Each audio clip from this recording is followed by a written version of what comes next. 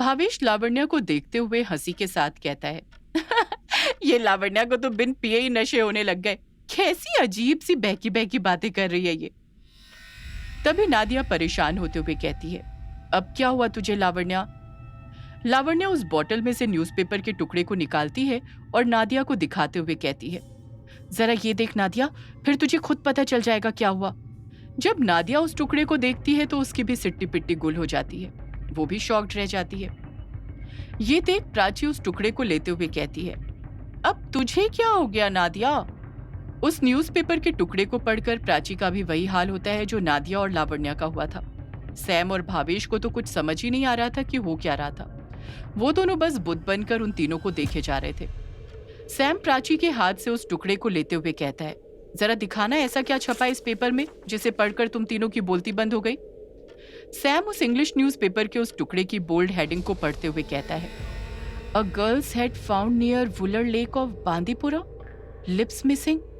भावेश अपना सिर खुजाते हुए कहता है, यार जरा हिंदी में ट्रांसलेट करके बताना, तुझे पता है ना मेरी इंग्लिश के एल लगे हुए हैं। सैम फिर बोल पड़ता है, बांडीपुरा की वुलर झील के पास एक लड़की का कटा सिर मिला, होठ गायब है। भावेश चुप ही रहता है। सैम हेडिंग के नीचे की न्यूज हिंदी में ट्रांसलेट करके पढ़ता है। हाल ही में एक दिल दहला देने वाला मामला सामने आया है। जम्मू कश्मीर जो अपनी हसीन वादियों के लिए मशहूर है, वहीं के जिले बांडीपुरा में मौजूद वुलर झील के पास एक लड़की का कटा सिर मिला है।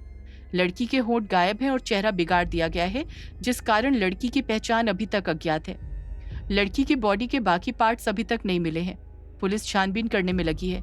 आसपास के इलाके में दहशत फैली हुई है। वहां पर रहने वाले लोगों का कहना है कि यह किसी इंसान नहीं बल्कि बांडीपुरा में भटक रही खौफिजा का काम है। भावेश बीच में बोल पड़ता है, ये खौफिजा क्या है? सैम चिढ़ते हुए कहता है, मुझे क्या पता, होता होगा कुछ, मैं कश्मीर का रहने वाला थोड़ी ही हूँ, तू न्यूज सुनना। इतना कहकर सैम वापस से न्यूज पढ़ने लगता है। हाँ तो कहाँ पर था मैं? बांडीपुरा में भटक रही खौफिजा का काम है, पर पुलिस का कहना है कि यह किसी सीरियल किलर का काम या कोई आतंकवादी हमला भी हो सकता है, ताकि इलाके में अराजकता बन जाए। पुलिस इन्वेस्टिगेशन करने में लगी हुई है। उम्मीद है सच्चाई जल्द ही सामने आ जाएगी, पर इस हादसे से ये तो साफ हो चुका है कि बांडीपुरा में लड़कियां सुरक्षित नहीं हैं। देखते हैं अब सरकार क्या कदम उठाती है। कुछ देर के लिए सैम और भावेश भी चुप ही रहते हैं, पर अगले ही पल भावेश बड़े ताव के साथ बोल पड़ता है, यार वो सीरियल किलर तो वहां बांडीपुरा में घूम रहा है ना, तो उसके डर की वजह से तुम तीनों यहाँ चंडीगढ़ में क्यों डर रही हो? वो यहाँ पर तुम्हें मारने नहीं आने वाला। अगर आ भी गया तो मैं हूं ना, मैं उस सीरियल किलर के एल लगा दूंगा। प्राची भावेश को घूरते हुए कहती है, मोटे भावेश, हम तीनों उस सीरियल किलर से नहीं डर रहे, बल्कि हमारे डर की वजह कुछ और है। तू वो कहानी भूल गया क्या जो उस दिन प्रोफेसर ने क्लास में सुनाई थी, इफरित वाली? इफरित वाली कहानी का जिक्र करते ही भावेश और सैम को सब याद आ जाता है। उनके कुछ कहने से पहले ही नादिया खुद बोल पड़ती है, प्रोफेसर ने जो कहानी सुनाई थी वो भी बांडीपुरा की थी और ये न्यूज भी बांडीपुरा की है। सैम कहता है, मतलब तुम तीनों ये कहना चाहती हो कि प्रोफेसर की कहानी सच है? लावण्या कुछ सोचते हुए कहती है, कहानी सच थी या झूठ, इसका फैसला अभी हो जाएगा। इतना कहकर लावण्या टेबल से अपना फोन उठाकर किसी को फोन लगाने लगती है। भावेश हड़बड़ाहट के साथ कहता है, इतनी रात को किसे फोन लगा रही है लावण्या? लावण्या आक्रोश के साथ कहती है, प्रोफेसर को। नादिया लावण्या पर चिल्लाती है, तू पागल हो गई है क्या? इतनी रात में प्रोफेसर को क्यों फोन लगा रही है? पर लावण्या फोन लगाते हुए ही जवाब देती है, क्योंकि वही जानते हैं सच क्या है। नादिया, प्राची, भावेश तीनों लावण्या को मना करने की कोशिश करते हैं, पर वो किसी की नहीं सुनती और प्रोफेसर को फोन लगाते रहती है। लावण्या गुस्से के साथ कहती है, ये क्या, प्रोफेसर का फोन क्यों नहीं लग रहा? वो फिर कोशिश करती है, पर हर बार की तरह इस बार भी फोन कवरेज से बाहर बता रहा था। वो एक और कोशिश करती, उससे पहले ही सैम लावण्या के हाथ से मोबाइल छीन लेता है। मत कर कोशिश लावण्या, प्रोफेसर का फोन नहीं लगने वाला। लावण्या हैरानी के साथ कहती है, नहीं लगने वाला, पर क्यों? सैम मजाकिया अंदाज में कहता है, क्योंकि वो तो इस वक्त धंधा कर रहे होंगे ना।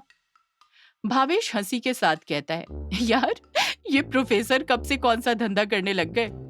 सैम जवाब देता है, तू उनके धंधे के बारे में नहीं जानता क्या? उनका प्रोफेसरी के अलावा साइड में भी तो एक धंधा चलता है। वो क्या कहते हैं, अरे नाम याद नहीं आ रहा। हाँ याद आया, साइकोलॉजिस्ट का। वो प्रोफेसर BKL अपने नाम के आगे डॉक्टर भी तो लगाता है ना, आखिर वो साइकोलॉजिस्ट जो है। बताओ, खुद साइको है और साइकोलॉजिस्ट बनकर बैठा है। जो भी हो, पर सच तो वही जानते हैं ना। ये न्यूज़ पढ़ी ना तूने? सैम पलट कर कहता है, कैसा सच लावण्या, तू ना उस प्रोफेसर को जानती नहीं। वो ना एक नंबर का बकलोल इंसान है, कहानियां बनाने में माहिर है। ये भी तो हो सकता है ना कि उसने खुद ये न्यूज़ पढ़ी हो और फिर क्लास में आकर जब हमने पूछा बांडीपुरा डेवलप क्यों नहीं है, तो उस वक्त उसके दिमाग में ये न्यूज़ याद आ गई हो और इसी को लेकर एक झूठी कहानी बना दी हो। क्लास में सब बच्चों के सामने बेइज्जती ना हो, इसलिए उसने कुछ ना कुछ जवाब दे दिया। लावण्या धीरे से कहती है, पर मेरा सपना। वो इसके आगे कुछ कहती, इससे पहले ही नादिया बोल पड़ती है, यार लावण्या, तू ना उस कहानी को अपने दिमाग से निकाल दे। तू खुद तो परेशान हो ही रही है, साथ में हमें भी कर रही है। सैम सही कह रहा है, मुझे भी वो प्रोफेसर बेवकूफ लगता है। भला स्टूडेंट्स को कोई ऐसी कहानी सुनाता है क्या? भावेश कहता है, हाँ यार लावण्या, छोड़ इसे, और ये परेशान होने का नहीं बल्कि बैठक का वक्त है। जरा देखो बियर की बोतल को, कब से तड़प रही है मेरे गले से नीचे उतरने के लिए। अब मुझसे नहीं रहा जा रहा। प्राची कहती है, मुझसे भी। लावण्या को ना चाहते हुए भी उन चारों की बात माननी पड़ती है और बेमन से बैठक के लिए तैयार होना पड़ता है। कुछ ही देर में बैठक जम जाती है। दूसरी भाषा में इस बैठक को पार्टी कहते हैं, पर पार्टीज में नाचना गाना भी होता है। पर इस बैठक में नाच गाना नहीं होता, बल्कि सिर्फ बातें होती हैं। वो बातें जो हम किसी से नहीं कह पाते, जिनके बारे में सोच सोच कर हम अंदर ही अंदर घुटते रहते हैं। वो सारी बातें शराब के सुरूर में बाहर आ जाती है। हमेशा की तरह बैठक जम चुकी थी। शराब और बियर की बोतल्स खुल चुकी थी। हर किसी के हाथ में जाम था सिवाय लावण्या के, क्योंकि उसे शराब या बियर का नशा नहीं बल्कि चाय का नशा था। उसके ग्लास में हमेशा की तरह चाय भरी हुई थी। लावण्या चुलबुली जरूर थी, पर इन सब चीजों से काफी दूर थी। वो तो दोस्तों की दोस्ती का साथ न छूटे इसलिए उनके साथ बैठ जाया करती है, उन्हें कंपनी देने के लिए।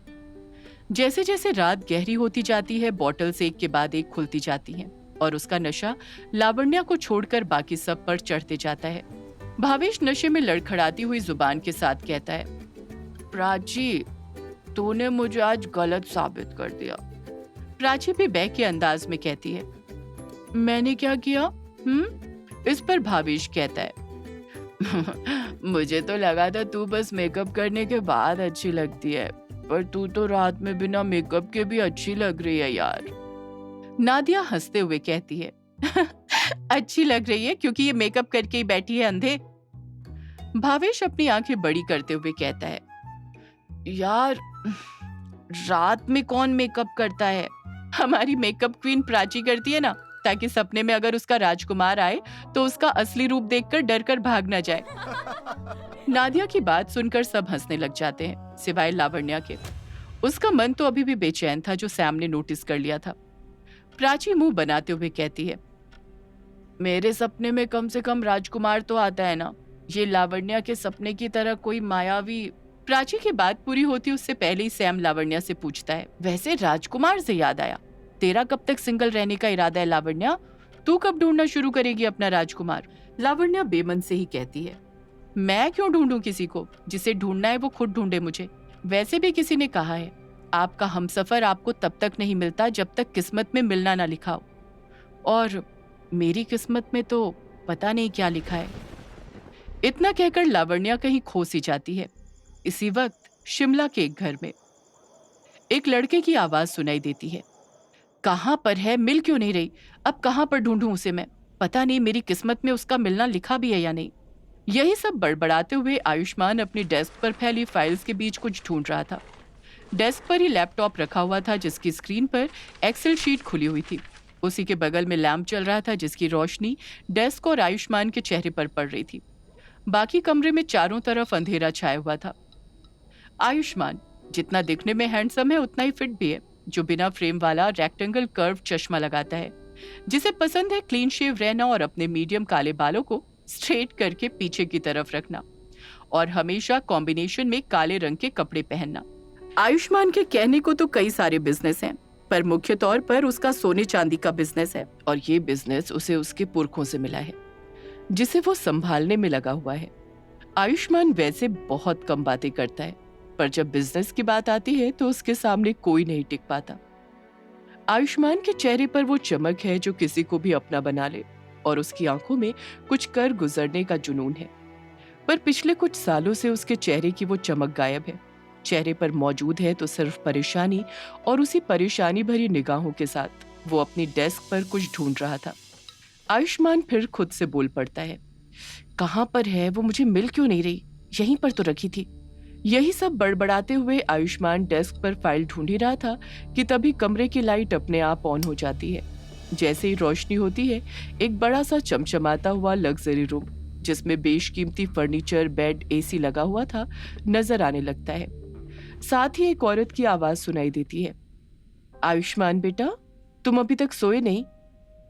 आयुष्मान जब अपनी नजरें दरवाजे की तरफ करता है तो देखता है कि दरवाजे पर ही उसकी माँ गायत्री खड़ी थी, जिसने लाल रंग की साड़ी पहनी हुई थी।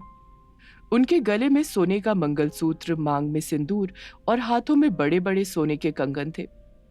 गायत्री के दोनों हाथों की 8 उंगलियों में बेशकीमती रत्नों की अंगूठियां थीं। गायत्री को देखते ही समझ आ रहा था कि गायत्री काफी धार्मिक स्त्री है, जो दिन रात पूजा भक्ति में लगी रहती होगी। कोई ऐसा व्रत नहीं होगा जो उसने किया ना हो। आयुष्मान गायत्री से कहता है, अरे माँ, आप अब तक सोई नहीं? गायत्री कमरे के अंदर आते हुए उससे कहती है, जब तक एक माँ अपने बेटे को चैन से सोता हुआ ना देख ले, तब तक उसे कैसे नींद आएगी? वैसे तुम अभी तक क्यों नहीं सोए? आयुष्मान जवाब देता है, वो थोड़ा सा ऑफिस का काम बचा हुआ था माँ, उसी को खत्म करने में लगा हुआ था। आयुष्मान बेटा, पहले आराम फिर काम। कितनी बार मैंने तुम्हें बोला है वक्त पर सो जाया करो, और तुम इतने परेशान क्यों? आयुष्मान हैरानी के साथ कहता है, माँ, आपको कैसे पता मैं परेशान हूँ? तुम शायद भूल रहे हो मैं माँ हूँ तुम्हारी। एक झलक देखकर बता सकती हूँ कि तुम कब खुश हो और कब परेशान। भगवान भी जितना तुम्हारे बारे में नहीं जानते होंगे ना, उससे ज्यादा मैं जानती हूँ तुम्हारे बारे में। आखिर तुम्हारी माँ जो हूँ। अब बताओ क्या बात है? आयुष्मान इधर उधर ढूंढते हुए कहता है, वो माँ, मेरी एक फाइल थी ब्लू कलर की, पता नहीं कहाँ रख दी मैंने, दिख ही नहीं रही। गायत्री बिना कुछ बोले डेस्क के नीचे जो ड्रॉर था उसे खोलती है। उसके अंदर से एक फाइल निकालकर आयुष्मान को देते हुए कहती है, कहीं तुम इस फाइल की बात तो नहीं कर रहे? आयुष्मान खुश हो जाता है, हाँ माँ, यही तो वो फाइल है। आपको कैसे पता ये फाइल यहाँ पर रखी है? ये बहुत इंपॉर्टेंट फाइल है। इस पर गायत्री कहती है, अब तुम्हारी जरूरी चीजों को मैं संभाल कर नहीं रखूंगी तो कौन रखेगा? अभी तुम्हारी शादी थोड़ी हुई है जो तुम्हारी पत्नी तुम्हारा और तुम्हारी चीजों का ख्याल रखे। आयुष्मान कहता कुछ नहीं, बस शर्मा जाता है। अब जल्दी से सो जाओ बेटा, याद है ना कल सुबह हमें बांडीपुरा के लिए निकलना है? ये बात सुनते ही आयुष्मान के चेहरे पर फिर से उदासी छा जाती है और वो मायूसी के साथ कहता है, माँ, बांडीपुरा जाना जरूरी है क्या? आपको पता है ना आजकल कंपनी में क्या चल रहा है? गायत्री आयुष्मान को समझाती है, हाँ, तभी तो जाना बहुत जरूरी है बेटा। ये बात तुम भी अच्छे से जानते हो कि अगर हम बांडीपुरा नहीं गए तो सब बर्बाद हो जाएगा। बर्बाद तो हो ही रहा है माँ। गायत्री फिर उसे समझाती है, बर्बाद हो रहा होगा बेटा, पर पूरी तरह से बर्बाद तो नहीं है ना। और मैं अपने बेटे को बर्बाद होते नहीं देख सकती, चाहे कुछ भी हो। इसलिए हमें बांडीपुरा जाना ही होगा। हमारी बर्बादी को रोकने का वही एक तरीका है। आयुष्मान पूछता है, आखिर बांडीपुरा में ऐसा क्या है माँ जिससे हमारी बर्बादी रुक सकती है? क्या था ऐसा बांडीपुरा में जिससे आयुष्मान और उसके परिवार की बर्बादी रुक सकती है? जानने के लिए सुनिए अगला एपिसोड।